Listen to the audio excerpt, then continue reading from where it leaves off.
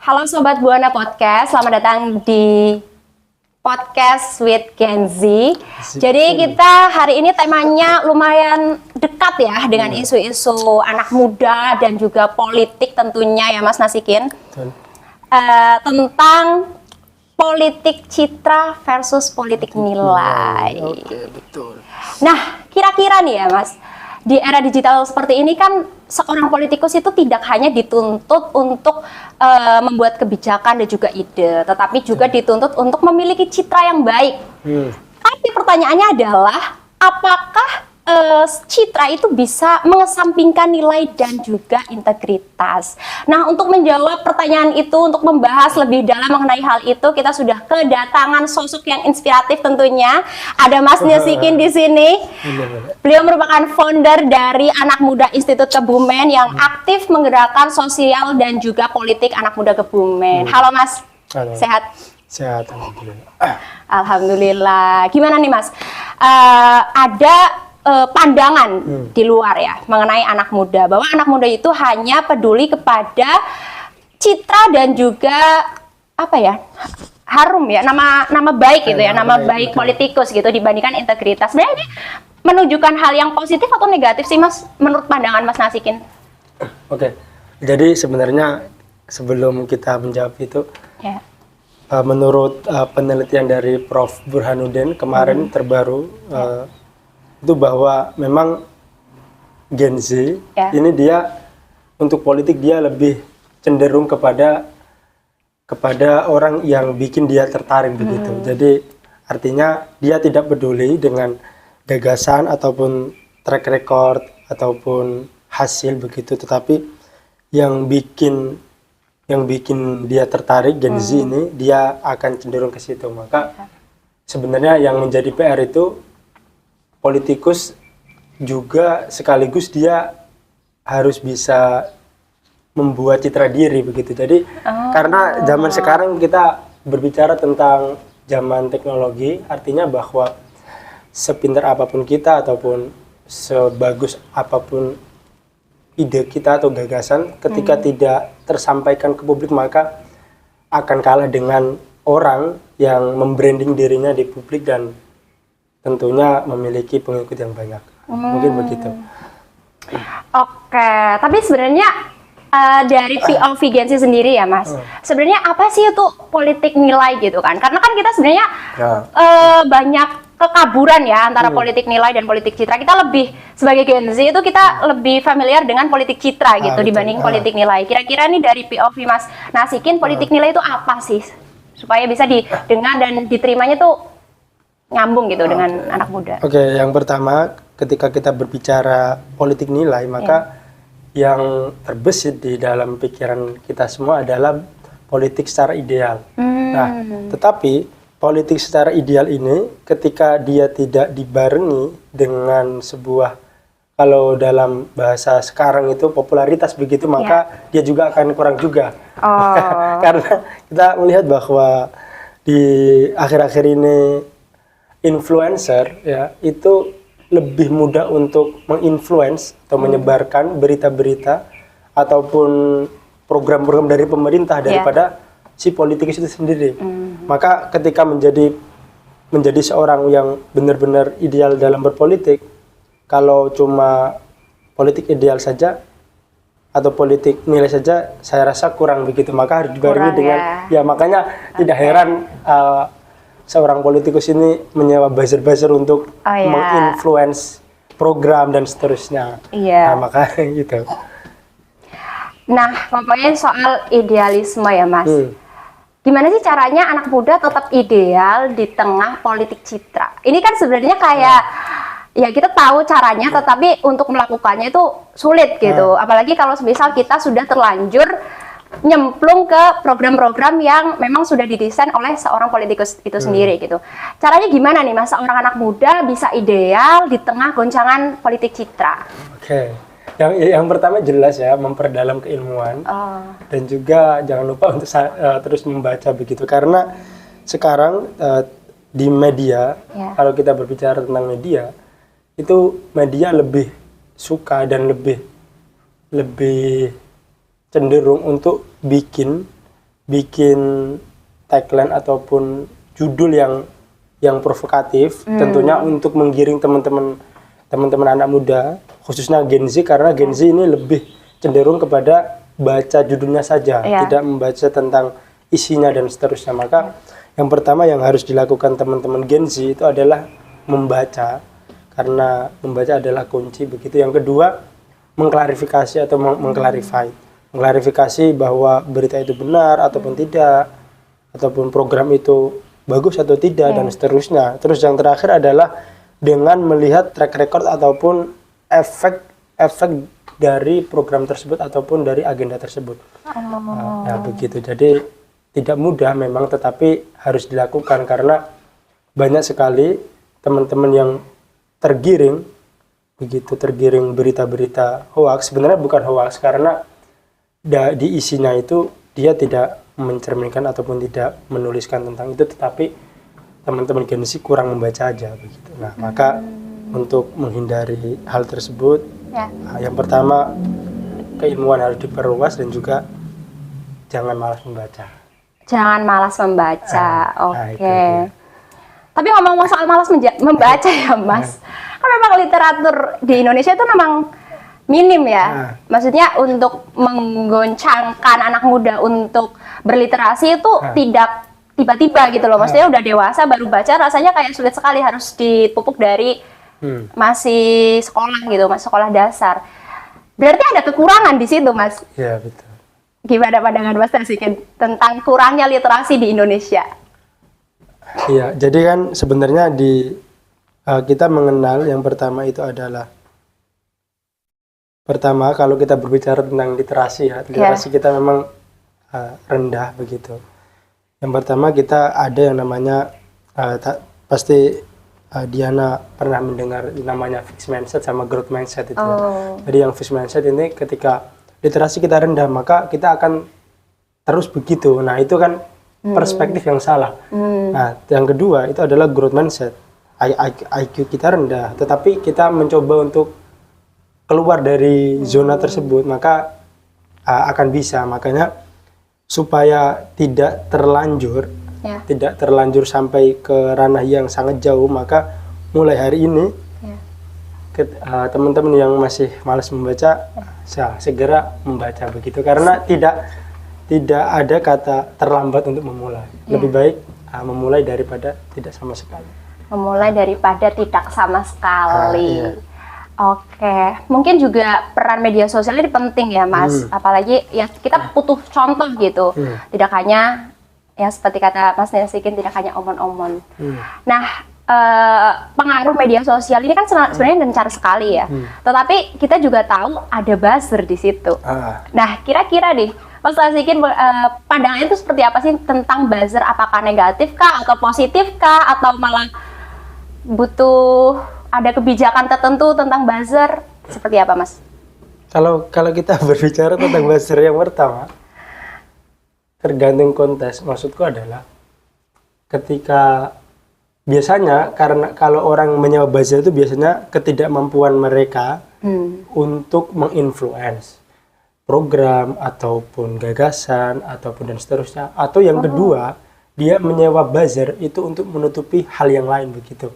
Contohnya ketika ada kasus besar maka dia akan menginfluence buzzer untuk bahasanya itu untuk menjadi tameng begitu, dengan komen dan seterusnya, citra positif itu. Jadi ada dua kemungkinan. Yang pertama, ketidakmampuannya itu untuk menginfluence program ataupun gagasan karena dianggap ini perlu untuk tersebarkan ke masyarakat.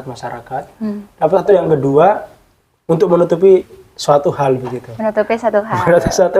Contoh, Mas, contoh. Contohnya apa nih? Kalau contoh sebenarnya saya rasa teman-teman sudah tahu semua dan kompleks begitu ya. Sama halnya kayak ketika kalau di negara kita begitu ya, satu kasus belum selesai, tiba-tiba kasus lain muncul dan seterusnya. Maka itu adalah salah satu hal yang dilakukan oleh mereka untuk menutupi kasus dan menunjukkan kasus-kasus lain, sama halnya kayak seperti itu. Jadi ketidakmampuan itu untuk ini dan menutupi kasus-kasus lain.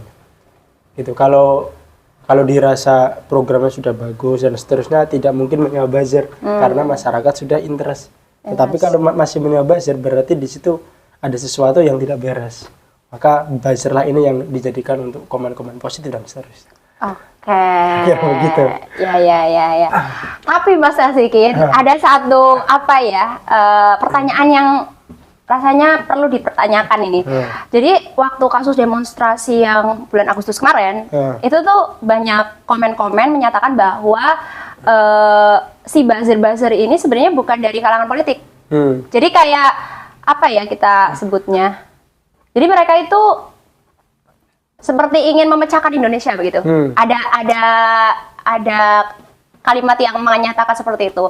Kira-kira nih pandangan Mas Nasikin mengenai buzzer yang dikelola oleh asing. Nah, katanya adalah ada buzzer yang dikelola oleh asing sehingga masyarakat terbakar ya emosinya sehingga mengakibatkan tragedi demonstrasi bulan Agustus kemarin. Kira-kira menurut Mas Nasikin seperti apa? Oke. Yang pertama, karena kita kan hidup di negara demokrasi ya, bahwa ada narasi-narasi tersebut itu kalau belum ada bukti tentunya kita tidak bisa menerima secara terang-terangan toh. Maka yang pertama yang harus dilakukan sebenarnya kita tidak mudah untuk terpancing aja. Tapi kalau berbicara tentang aksi demonstrasi tanggal 25 sampai 31 Agustus kemarin itu sebenarnya pure dari masyarakat begitu. Karena ini adalah puncak gunung es ibaratnya itu yang meledak. Tetapi bahwa ada narasi disewa, buzzer disewa oleh asing dan seterusnya, kita tidak menutup kemungkinan karena keterbukaan informasi, akses dan seterusnya, maka memungkinkan semua hal itu bisa. Tetapi bahwa berbicara tentang aksi itu memang benar-benar pure karena dari mulai buruh sampai teman-teman ojek sampai mahasiswa dan masyarakat pada umumnya itu serentak turun begitu.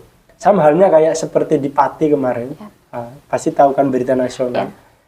Ketika Bupati Pati Sudewo itu menaikkan pajak, menaikkan PBB, dan teman-teman atau masyarakat Pati melakukan aksi begitu untuk menuntut, dan itu di luar daripada prediksi karena berapa ratus ribu lebih itu yang turun, dan setelah itu terjadi gejolak politik yang sangat dahsyat yang mempengaruhi arah gerak politik nasional.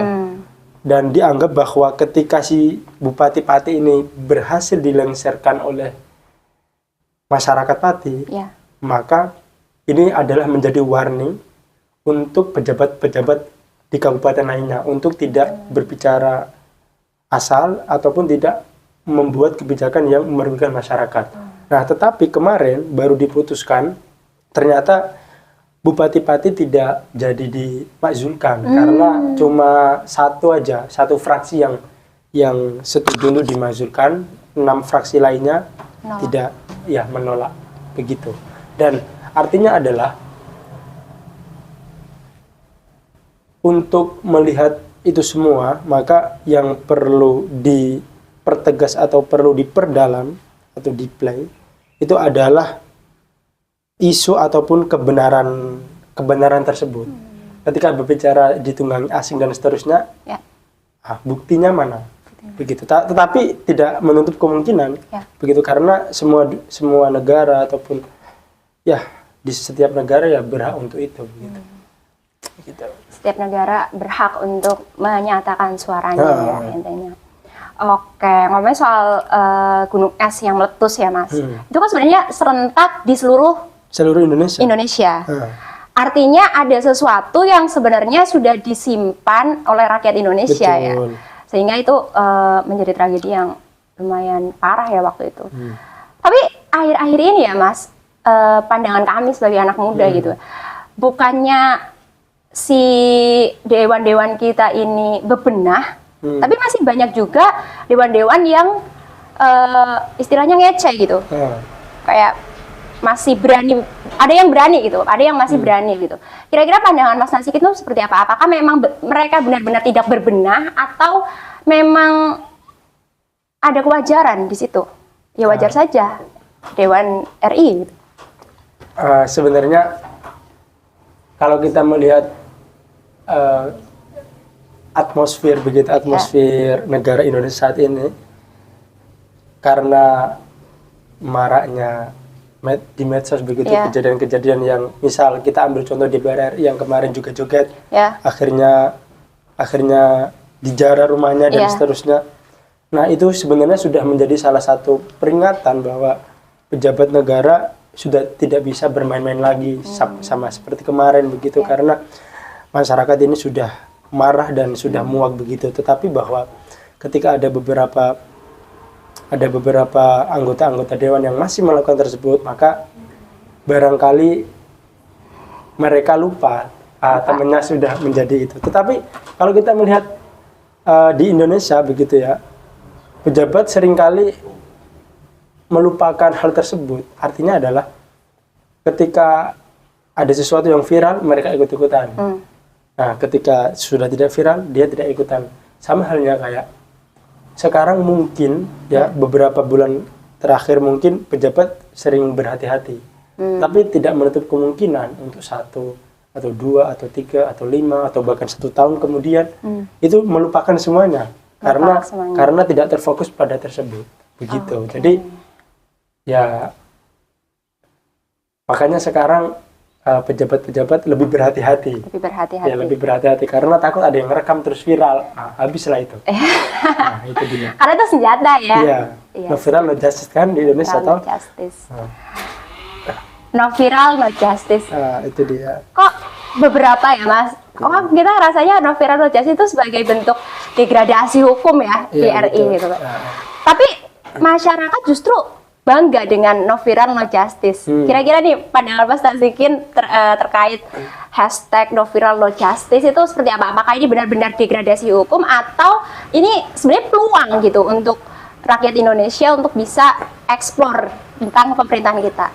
Oke, yang pertama sebenarnya ini ada 2 perspektif ya, bisa negatif bisa positif. Yang pertama, ketika no viral no justice dianggap sebagai degradasi hukum, memang betul karena bahwa sistem hukum itu adalah sama rata begitu kan, maka ketika nunggu viral baru di ini itu jelas terjadi kemunduran demokrasi atau hukum. Tetapi di sisi lain, di satu sisi begitu ada teman-teman atau masyarakat yang tidak mempunyai akses ke situ, maka viral ini adalah digunakan senjata untuk mengeksplor ataupun untuk meminta keadilan karena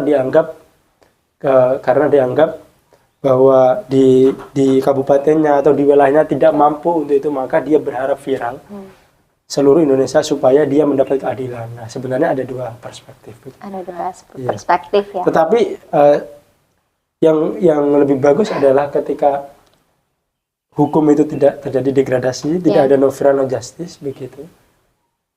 Itu sebenarnya yang lebih baik. Lebih baik. Kalau disuruh milih ya begitu. Ya. Oke. Ini melencengnya banyak banget ya. Tapi oke. Oke, balik lagi ke tema kita ya, Mas. Politik citra atau politik nilai. Sebenarnya ini tuh apa ya? Harus memilih salah satu atau dalam bahasa Inggrisnya apa, Mas? Either or atau neither nor gitu. Kayak harus milih politik citra atau pilih politik nilai kayak gitu, atau sebenarnya politik citra dan politik moral ini sebenarnya harus diserasikan begitu ya, integritasnya. Gitu. Oke, kalau berbicara tentang masa sekarang begitu, maka sebenarnya dua-duanya ini bagus antara politik citra dan politik nilai. Tetapi lebih bagus ketika politik nilai dibarengi dengan citra. Jadi kalau politik kan memang soal citra dia. Ketika kita di negara demokrasi itu dia tidak memilih siapa yang paling pintar, tapi dia memilih siapa yang paling populer begitu. Makanya Aristoteles mengatakan bahwa demokrasi itu dia memilih, masyarakat akan memilih orang yang dia kritik begitu. Dan sebenarnya demokrasi ini ketika kita berbicara tentang ideal, sebenarnya juga tidak ideal begitu, karena ketika kita berada di dalam tengah-tengah lautan, ketika kita menganut sistem demokrasi itu bukan memilih siapa nahkoda yang paling handal, tapi di situ dilakukan voting begitu kan. Ya. Tahu sendiri ketika dilakukan voting maka kapal itu tidak akan sampai kepada tujuan. Nah, sama halnya dengan ini, makanya orang-orang yang mempunyai gagasan yang bagus, orang-orang yang mempunyai niat yang tulus dan seterusnya, maka harus dibarengi dengan politik citra supaya teman-teman atau masyarakat secara luas pada umumnya itu mengenal begitu. Karena percuma ketika orang pintar, orang ini tidak menginfluence diri, tidak dikenal oleh masyarakat, maka akan kalah dengan orang yang hobi joget-joget misalnya. Ya, akan kalah dengan orang yang humoris dan seterusnya, akan kalah orang yang lebih populer begitu. Karena kita berbicara ini yang pertama adalah popularitas, elektabilitas, intelektualitas nomor terakhir. Nah, maka yang lebih bagus adalah PR untuk 5 atau 10 atau 15 tahun ke depan, politik nilai harus dibarengi dengan politik citra. Semakin banyak orang yang menginfluence atau orang yang meng-share tentang program-program yang bagus, maka akan semakin baik pula begitu. Maka lebih baik dikombinasikan antara politik ini dan ini. Dikombinasikan. Ya, karena sebenarnya kita hidup di negara ini, masyarakat itu lebih cenderung kepada hal yang mayoritas. Contohnya adalah ketika di suatu kelompok atau suatu wilayah dia melakukan hal tersebut sebagai budaya, walaupun masyarakat itu tahu bahwa budaya itu salah, karena ini adalah mayoritas, maka yang minoritas ini akan mengikuti. Sama halnya dengan politik citra. Ketika politik citra ini didominasi oleh lebih hal yang juga joget, yang ini dan sebagainya, yang gagasan kalah, makanya harus terinfluence dan terintegrasi begitu. Jadi ya itulah artinya adalah ini harus dikombinasikan. Harus dikombinasikan. Oke, Mas Nasikin, kita anak muda, mungkin perlu pandangan nih untuk tetap idealis. Tadi Tan Malaka itu pernah berkata bahwa idealisan adalah kemewahan terakhir seorang anak muda. Pertanyaannya seperti ini. Gimana kita tetap menjaga keidealisan itu di tengah semuanya gitu? Karena tadi mungkin sudah dijawab ya bahwa kita harus literasi dan sebagainya gitu. Tapi kan ada kekurangan literasi itu juga gitu. Jadi tapi kan satu anak muda tetap berharga gitu kan Mas, untuk mengubah mindset bahwa keidealisme itu penting loh. Tapi bagaimana caranya kita tetap menjaga keidealismen tapi tidak meninggalkan maruah kita sebagai makhluk sosial gitu. Karena ya Mas, kadang kalau anak muda sudah idealis nggak mendengarkan loh Mas, nggak mendengarkan pihak lain, pihak ini. Kadang curhat juga. Kan ciri-ciri anak muda idealis itu tidak mau didekati kan, tidak mau diikut campuri dan lain sebagainya. Kira-kira menurut Mas Nasikin sendiri, anak muda idealis yang benar-benar bisa menjadi contoh bagi generasi kita itu seperti apa? Yang pertama, sebenarnya idealis itu tidak sesempit itu begitu, tidak mau didekati dan seterusnya, tidak. Maka kita mengutip dari kata Nelson Mandela bahwa education is the most powerful weapon if we want to change the world. Artinya adalah bahwa pendidikan itu adalah senjata yang paling kuat, paling utama ketika kita ingin mengubah dunia ini. Dan ketika kita berbicara tentang idealisme, ketika masih dalam ruang-ruang pendidikan, maka idealisme itu akan terjadi. Dan artinya bahwa PR kita itu adalah menjaga idealisme supaya tetap berkembang dan juga memperbanyak masyarakat atau orang-orang atau teman-teman untuk melanjutkan ke pendidikan yang lebih tinggi begitu. Karena dengan pendidikan maka yang pertama mindset kita akan jadi lebih luas. Jadi ketika berbicara tentang idealisme itu bukan dia tidak mau didekati, dia tidak mau untuk menerima masukan dan seterusnya, tetapi dia itu akan lebih arif atau lebih bijaksana. Begitu. Maka sebenarnya ketika orang yang mengatakan idealisme dalam tanda kutip ya, ketika dia tidak mau menerima masukan, dia tidak mau didekati, itu dia sebenarnya belum idealisme, tetapi dia terjebak terhadap egoisme begitu. Egoisme. Iya, dia terjebak dalam egoisme dirinya sendiri.